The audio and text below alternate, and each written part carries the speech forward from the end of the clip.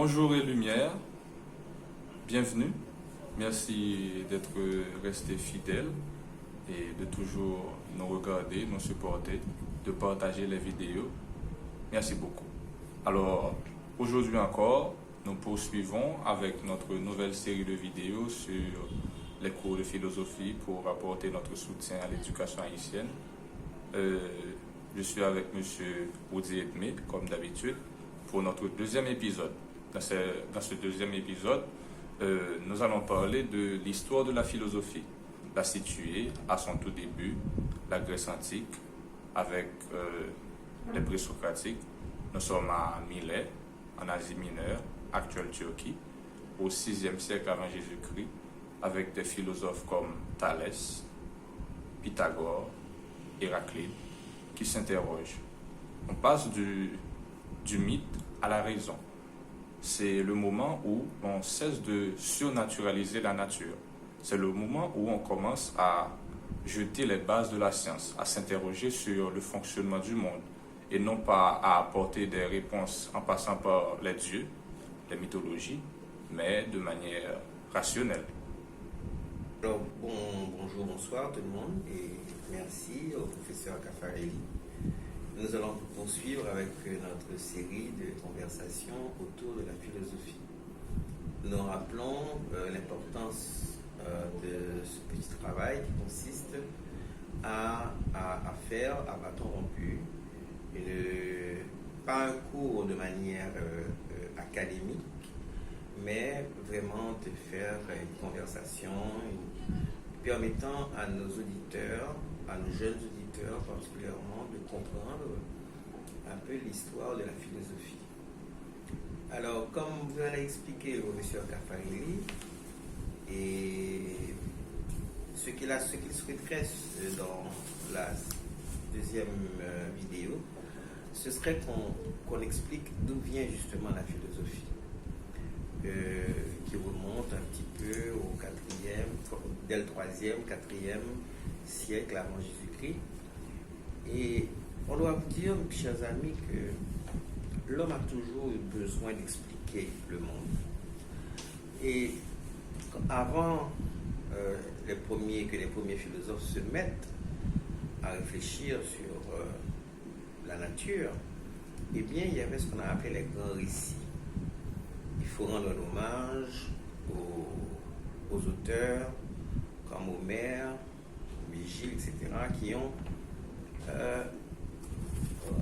je dirais, tenté d'interpréter le monde à leur manière, de manière mythologique. C'est ce qu'en général, les gens qui n'ont pas eu accès à ce qu'on a appelé la connaissance scientifique, parce que ce n'était pas encore l'époque justement où les sciences ont commencé à se développer, eh bien, vous posez-vous la question, comment expliquer l'orage, par exemple? Comment expliquer autant de bruit, un éclair, extraordinaire? Vous dites, mon Dieu, ça va essayer. Imaginez-vous ce que vivaient les premiers hommes et leurs angoisses par rapport aux forces naturelles qui étaient extraordinaires. Donc la chose la plus simple à dire, c'est de parler de Zeus. C'est pas oui, exactement. Il y a sûrement un Dieu qui peut faire ça. Ok? Et il n'y a qu'un Dieu. Il y a que quelqu'un qui puisse détenir un pouvoir immense pour effrayer autant les hommes, les petits hommes, les femmes qu'on était sur la planète, puisqu'on n'avait pas d'explication. Alors imaginez-vous aussi une éclipse solaire. Quand on a l'impression que le soleil arrête au monde et puis il éteint. Donc, je ne sais pas si vous voyez, maintenant vous avez les explications, mais je ne sais pas si vous mesurez l'ampleur de tout ceci. Et même en Haïti, jusqu'à très récemment, naturellement, c'est devenu un mythe qui fait sourire les gens. Leur dit que la pluie a tombé à soleil, c'est le diable qui a battu Madame Minon. C'est pour vous dire qu'en général, quand les gens n'ont pas d'explication scientifique, on recourt justement à la superstition, à des croyances, etc. Et c'est normal, ce sont des mythes. Et il faut pas mépriser les mythes, il faut les étudier, il faut les considérer comme de beaux poèmes, comme des choses qui font rêver, ok, parce que tout le panthéon des dieux, des déesses, etc., tout ça nous a nourris, c'est tout un folklore. C'est un folklore. Ça fait partie du patrimoine. Exactement, ça instruit, ça nourrit, c'est pas scientifique, mais c'est l'homme a besoin de mythes. Nous sommes à une époque où il y a des mythes qui sont plus verts que d'autres, mais nous sommes à une époque, par exemple, il y a des gens, c'est pas pour tout le monde, je sais que dans mon auditoire, il y a des gens de professions religieuses différentes, mais par exemple, quand on dit la Noël, pendant longtemps, il y a des gens qui ont, jusqu'à présent, si vous voyez l'évolution de ce qu'on appelle Santa Claus ou le Père Noël, il y a toute une histoire derrière ça, toute une histoire. Ensuite, c'est devenu commercial, etc. Mais on a besoin quelque part quand on était enfant, et bien on s'endormait avec l'idée que les cadeaux pouvaient venir, etc. On peut ne pas être d'accord, il y a des gens qui éduquent leurs enfants différemment, en dehors des mythes, mais les mythes participent de l'humanité. C'est ce que je voulais quand même que vous compreniez. Alors, maintenant, il y a des gens comme le professeur Kafaeli vous a expliqué, des Grecs qui se sont...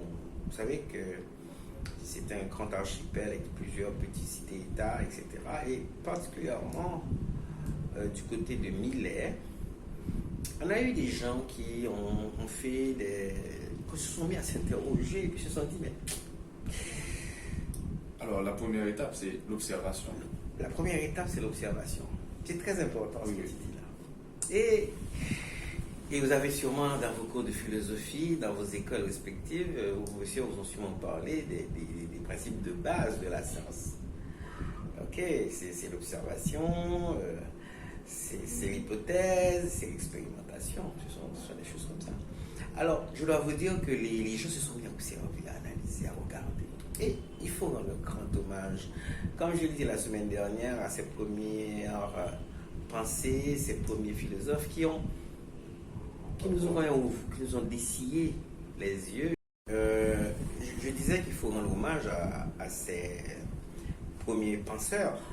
Je prends l'exemple d'un monsieur que vous connaissez, que vous avez sûrement, que vos professeurs de mathématiques vous en ont parlé, c'est Thalès. On dit Thalès de Milet, parce qu'en général, c'est une façon de dire qu'il vient de rappeler d'où il vient. Et vous avez entendu parler du théorème de Thalès, ok? Et donc, ce monsieur, lui, il a été un des premiers à essayer d'expliquer les phénomènes naturels de manière, je dirais, scientifique pour l'époque. Hein. C'est-à-dire qu'il fallait voir ce qui se passait dans la nature pour expliquer les phénomènes. En d'autres termes, nous sommes rentrés dans une période avec Thalès où on commence à penser le monde. On ne se contente pas de dire, de tout renvoyer à la puissance des dieux, mais on commence par trouver des explications. On veut expliquer la nature. Alors, à cette période, on peut dire qu'on jette les premières bases des sciences naturelles. Parce que ces philosophes-là pourraient être considérés comme les premiers physiciens. Définitivement. Et c'est en ce sens qu'ils s'interrogent sur le principe sur lequel repose le fonctionnement de l'univers. Oui, et la plupart de nos théorèmes qu'on va avoir commencent déjà dès cette période. D'accord, il ne faut pas oublier ce qu'a fait Archimède plus tard, ce que va faire d'autres. Pythagore, tous ont réfléchi, tous ont compris qu'il fallait une explication scientifique de l'univers. Alors, je reprends pour la jeune audience. Au départ, je vais m'en expliquer, c'est par l'intervention des dieux.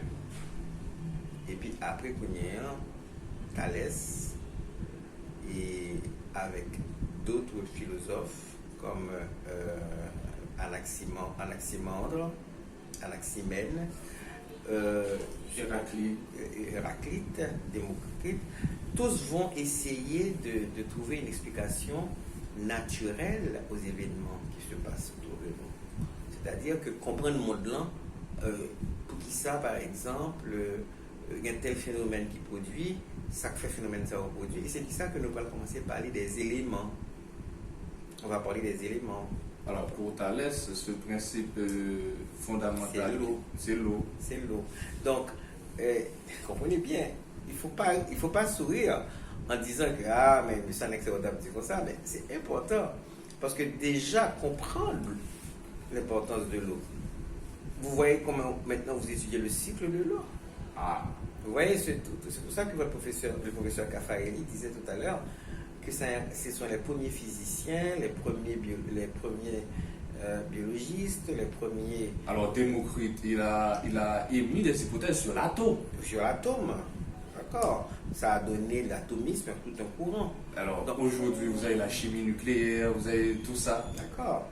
Donc c'est important que jusqu'à présent, les éléments, l'étude des éléments, par exemple, quand Anaximandre nous parle de l'infini, c'est important en mathématiques.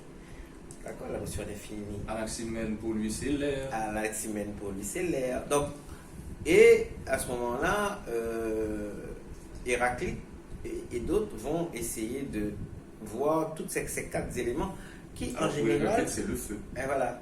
Et ils vont essayer de faire justement, ils vont essayer de voir, donc si on parle de l'air, si on parle du feu et de l'eau. Donc, vous voyez les composantes naturelles qui jusqu'à présent vous étudiez en la météorologie et tout.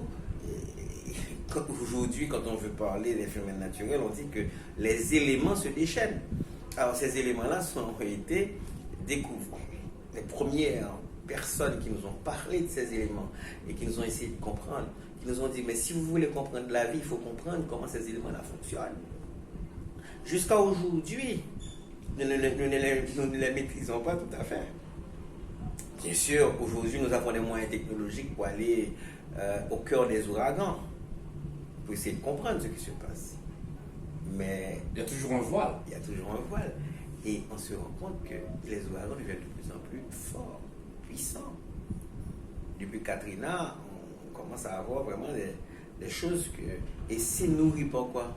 Par l'eau, par la chaleur. Donc, comprenez tout ce que ces premiers penseurs nous ont apporté et qui nous permettent jusqu'à présent de réfléchir. Moi, j'aime bien, quand je fais un exposé de ce genre, vous faire voir la relation entre le passé et le présent. Pour vous montrer comment, pas seulement d'un point de vue historique, mais d'un point de vue, je dirais, de la science elle-même, comment ces premiers éléments ont été nécessaires et fondamentaux pour la compréhension de ce qui nous arrive aujourd'hui. Donc, il a fallu progressivement pour que nous fassions du progrès, arriver à une maîtrise du feu, et puisque à l'époque, avant on disait que c'était un Dieu qui nous avait donné le secret du feu. La légende de Prométhée. Exactement. Mais là, on a compris comment le feu on a expliqué justement ce feu qu'aujourd'hui on maîtrise tant soit peu, mais attention, qu'on ne maîtrise pas quand il y a un incendie qui se déclare et qui peut facilement détruire des kilomètres de forêt, des milliers d'hectares de forêt. Comme vous voyez, ça se passe souvent dans un grand pays comme les États-Unis. Donc, les éléments sont importants. Et toutes les réflexions que nous faisons aujourd'hui se basent sur l'infini, sur le feu, sur l'eau, etc., qui sont des éléments que l'on étudie non seulement en sciences, mais aussi qu'on étudie aussi dans d'autres domaines métaphysiques et même, je dirais, dans des philosophies religieuses. Parce que justement, ce sont les facteurs clés et qui sont vitaux pour notre environnement, pour notre vécu, pour notre vie. Puisqu'on a besoin de l'air, de l'oxygène pour respirer. Il n'y a pas de vie sans oxygène, sans l'air. Et il n'y a pas de nourriture aujourd'hui, de plus en plus, sans le feu, sans l'eau. D'ailleurs, Thalès disait justement qu'il y a de l'eau partout. il y a un autre philosophe qui disait il y a un Dieu dans tout. Finalement, on a inversé, au lieu de dire que c'est les dieux qui font, on dit mais les dieux sont dans les éléments. Vous voyez?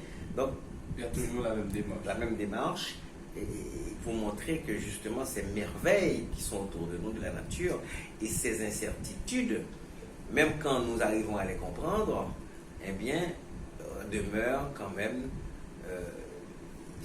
il y a toujours cette forme d'énigme, ce voile qui nous pousse à la réflexion. Ça veut dire qui fait qu'on n'arrête pas de penser, on n'arrête pas de réfléchir, et on n'arrête pas non plus de trouver. Alors, on va faire un bond dans le temps pour se rendre maintenant plus précisément en Grèce, au 5e, au 4e siècle. Très bien, professeur. Oui. Les Grecs, en Grèce, au 5e et 4e siècle, c'est très important. Pourquoi? Parce que le progrès de la pensée philosophique est lié aussi à l'organisation de la cité grecque, Athènes. Justement, à l'époque de la démocratie. Définitivement. À son apogée. Exactement. Et là, il va y avoir un tournant dans la réflexion philosophique. On ne va pas seulement fixer son regard vers le ciel, vers le cosmos, mais on va baisser le regard sur l'autre, sur soi. Et c'est là que l'être humain va être au centre de la réflexion philosophique. Définitivement. Et il va y avoir des réflexions pour comprendre, est-ce que percevoir est l'équivalent de savoir? On va s'interroger pour savoir si l'intelligence est l'équivalent de la vérité. On va mettre en valeur ce qu'on appelle la mise en doute, la remise en question. Et c'est là qu'on va introduire cet âge d'or de la philosophie hellénistique avec des philosophes comme Socrate, comme Platon, comme Aristote. Et c'est là qu'on tombe dans le je dirais, le fondamental. C'est là qu'on va, d'ailleurs, ça va devenir très intéressant. Et pourquoi? Parce que vous allez voir que ça va marcher avec l'organisation de la cité. Et maintenant, on va pas seulement voir nature, on va voir aussi raison. La raison, pourquoi? Parce que, comme moyen, c'est pour cela que le professeur Caffarelli parlait du doute. Qu'est-ce que douter, mes amis? Douter, c'est pas uniquement ne pas croire. Douter, c'est l'élément qui nous permet d'avancer. Alors, il y a une phrase célèbre d'Oscar Wilde à son propos. Il dit que le doute est le commencement de la foi. Voilà. C'est-à-dire qu'à partir du moment où et c'est pour ça qu'il ne faut pas rejeter le doute. Quelqu'un peut être vexé quand tu lui dis pourquoi. Mais il ne faut pas être vexé. Pourquoi c'est comme tu as dit, est-ce que rien l'autre fois? Est-ce que ça tout bon? Parce que cette question, le doute permet d'écarter les préjugés. Plus tard, à une autre séance, on comprendra le rôle de Descartes va jouer dans ça, dans cette manière de nous présenter le doute comme un élément essentiel au progrès scientifique et à la recherche de la vérité. Donc là, on est dans la raison. La raison, c'est quoi? La raison, c'est... Alors, souvent, on dit aux gens souvent, il faut raisonner. Il faut raisonner, ça veut dire qu'il faut se servir de son esprit, de sa logique pour comprendre. Alors, je dois vous dire que la logique aussi part de cette époque-là aussi. La logique, c'est-à-dire établir. Et il y a un groupe il y a un groupe d'intellectuels de l'époque. Alors, ils se réunissent très souvent sur l'agora. Exactement. Il y a des intellectuels que je voulais réhabiliter dans cette séance, les sophistes. Notamment, on peut citer Protagoras et Gorgias. Gorgias qui parle Gorgias avec son discours convaincant. Oui. Je voudrais réhabiliter les sophistes. Pourquoi? Moi, je me permets humblement de le dire. Pourquoi? Parce que, il m'arrive aussi de prendre des exemples de sophisme pour un petit peu montrer une logique qui est vide. Mais il faut comprendre aussi que il faut de tout pour faire un monde. Il faut de tout pour faire un monde. Ce qu'ils essayaient de nous montrer, ils essayaient de nous montrer justement qu'il y a des choses qui se tiennent. si on parvient à mettre ensemble des éléments qui correspondent entre eux, eh bien, ça peut donner une logique qui, même pas vraie, tient la route. Ben, c'est ça qui va nous donner le marketing, la Définitivement. communication politique, Exactement. la psychologie, La psychologie. et de la foule, par Voilà. exemple. Voilà. Et c'est pourquoi que les sophistes, quand même, il ne faut pas les vilipender. les vilipender, parce que ce sont des intellectuels qui ont essayé, par exemple, de nous... si aujourd'hui, dans le droit, dans la magistrature, et si aujourd'hui on parle de débat contradictoire, etc., il faut croire que ces messieurs nous ont permis de comprendre ce que c'est qu'un argument. Voilà. Voilà. Et c'est ce qu'on fait sur l'Agora. Bon, s'il faut prendre un exemple haïtien, c'est comme le champ de Mars. Oui. Champ de Très Mars bien. que, en général, on relève université peuple là. Oui. Parce que depuis le champ de Mars, on a toujours joindre le monde à discuter, à débattre. Et des pour sous ça, des pour intéresser, on va pas prendre. Et c'est comme ça, Jean-Professeur Kafari a dit là, que la Grèce, là, ou particulièrement à Athènes, où tu as gagné ça, où tu as gagné espace public ça. Et c'est là qu'on monsieur tant pour Socrate pourra faire réputation. Justement. Parce que c'est un monsieur qui n'a pas écrit, c'est un monsieur qui a surtout parlé. Et ce sont ses élèves qui vont, particulièrement un certain Platon, et qui le rencontrent à 20 ans, alors que Platon avait 20 ans. Et Platon va le rencontrer, et Platon va être fasciné par ce monsieur. Alors, comment fonctionne ce monsieur? Alors, il faut penser à la maïeutique. Exactement, c'est à ça que je vais dire. Ce monsieur, comment il fonctionne? C'est un monsieur qui vient et qui ne vous donne pas un enseignement, et ça c'est très moderne. Il ne vous donne pas un enseignement ex cathedra, ça veut dire tout le monde il va avoir un enseignement comme si Tout fait. tout fait, et puis il dit bon, c'est comme ça. Ouvert cerveau, m'a mettez. Non. Monsieur Vinet, je commençais par poser une série de questions. Souvent des missions en question, lui-même les retournons pas en question. Vous trouvez ça étrange? Non. Mais son effort l'invite au fait sous tête. Exactement. Vous dites, monsieur, qu'est-ce que la vertu? Et puis, pendant que je demande monsieur qui sont sur la vertu, et puis, monsieur, bon, question. Question ça. Je commence par des questions très simples.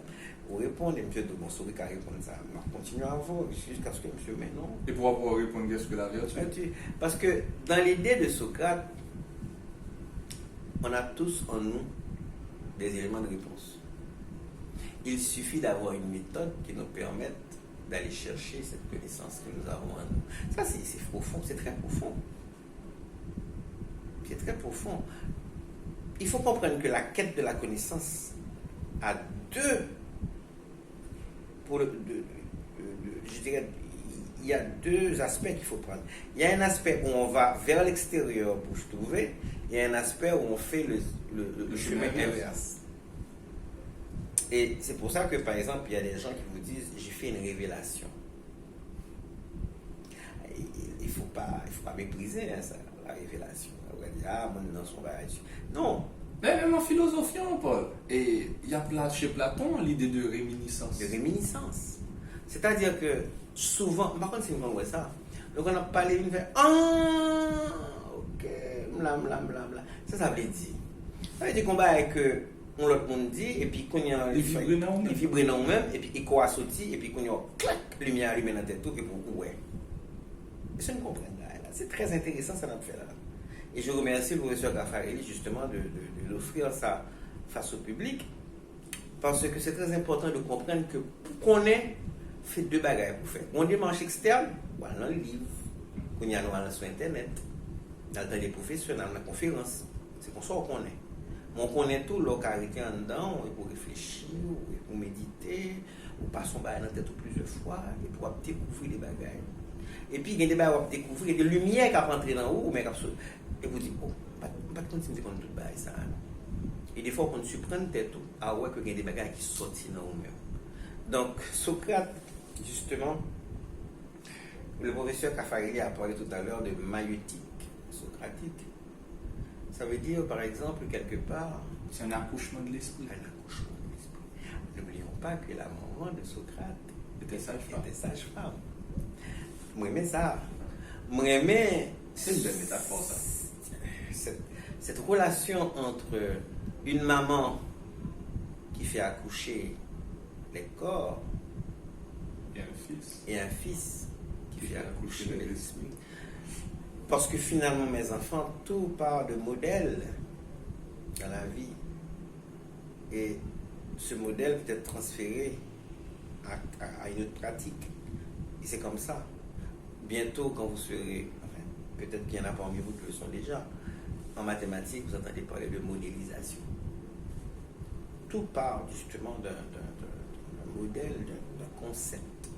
En anglais, les gens parlent de concept paper. Ça veut dire que quand tu vas faire quelque chose, tu réfléchis et puis tu vas faire un projet. Mais Caffarelli et moi, on fait un concept paper. Alors, j'ai une fiche, n'oublie pas, en main que le professeur Caffarelli m'a passé pour me dire voilà de quoi on aimerait parler aujourd'hui. C'est un concept paper. C'est-à-dire, c'est le plan de l'émission du jour. Il a pensé, il a conçu, il a dit voilà ce qu'on va faire. Donc, ça encore, c'est l'esprit. Mais, professeur, vous allez dire quelque chose. Alors, et sur cette parenthèse, nous pourrions avancer de ce pas vers Platon. Ah oui. Platon, surtout avec le mythe de la caverne. Oui. Si tu permets juste avant Platon, je voudrais dire un dernier mot sur notre accoucheur d'esprit. Socrate, il a été aussi celui, il ne faut pas oublier ça, l'un des premiers intellectuels persécutés. Ah oui. Parce que n'oubliez pas que nous sommes dans une cité quand même qui est régulée, il y a un pouvoir d'État, il y a un système, il y a des gens qui édictent des lois, il y a un statu quo, il y a une organisation sociale. Et Socrate a été, on lui a reproché justement d'avoir voulu subvertir cette organisation sociale. Donc, monsieur Cap Maché, Il faut réfléchir. Il faut comprendre. Cap ouvert géo. Monsieur, ça a posé problème. Monsieur a posé problème. Il est gênant. Monsieur a baillé problème. Ok? Et parmi ces accusateurs, il y avait un jeune poète qui pas fait comme bail. Il y avait quand même un ou deux politiciens, des gens qui ont trouvé que monsieur, ça a trop poussité. Hein? Et c'est ainsi qu'on lui fait un procès. Comment? On lui fait un faux procès. Et on le condamne à boire la ciguë en poison. Les amis de Socrate ont été le voir pour lui dire. Proposer de s'enfuir. De s'enfuir, parce qu'à l'époque, on pouvait s'enfuir dans les bois, aller dans une, ou bien prendre aller dans une autre cité, une autre île. Mais le philosophe a décidé de respecter ce qu'on appelle la sentence. D'accord? Et de sa grandeur d'âme, de son détachement, parce que vous voyez, quand on est arrivé à une phase de philosophie, on est détaché. Et c'est là que la philosophie, c'est un mode de vie, c'est un art de vivre. C'est un art de vivre. C'est un choix assumé. Un choix assumé, et j'ai envie de dire, c'est un art de mourir. Ah, ok, d'accord. Donc finalement, Socrate dit, ok, je ne vais pas me sauver moi-même. Je n'ai pas peur de mourir. Et on a raconté, la légende raconte, il y a même des peintres qui l'ont illustré, qu'il a fait un dernier débat philosophique avant de prendre le poison. Sous le regard médusé de certaines personnes qui lui disaient merde. Il n'a pas demandé pardon, il n'a pas demandé des excuses. Il assume. Enfin, il n'a pas fait d'excuses. Il assume. Et de cette assumation, et ça c'est fort. Ça c'est fort. Parce que Platon a été l'ancêtre de beaucoup de résistants de ce point de vue-là. Des résistants qui fusillaient. Alors, Socrate. Socrate. Avant d'être fusillés, et qui disaient vive la République, vive la France, ou vive Haïti. On a eu ça en Haïti aussi, des gens qu'on avait fusillés publiquement et qui regardaient la mort dans les yeux. Je pense au 13 de Jeune Haïti. C'est avec beaucoup de plaisir et beaucoup d'honneur qu'on a pu partager ces quelques mots, ces quelques pensées avec vous. Alors, retenez que philosophie, philosophos, il faut faire la distinction. Nous ne cherchons pas à être sophos, mais philosophos. Nous aspirons à la sagesse. Alors, cette philosophie, c'est une tentative pour se rapprocher du savoir, de la connaissance. Et ce n'est que par le truchement de la connaissance, ce qu'on essaie de faire là, ici. C'est par le partage, c'est par l'échange, c'est par le soutien mutuel. Mais cette philosophie aussi nous permet de s'interroger même sur l'évidence. Et effectivement, il faut apprendre à réfléchir sur ce qui nous paraît évident, ce qui est là, sous nos yeux, pour s'étonner, pour s'émerveiller et redécouvrir ces choses sur de nouvelles formes, pour avoir de nouvelles perspectives, grandir. Merci d'avoir été avec nous, merci beaucoup, et partagez la vidéo, soutenez-nous. Au revoir et lumière.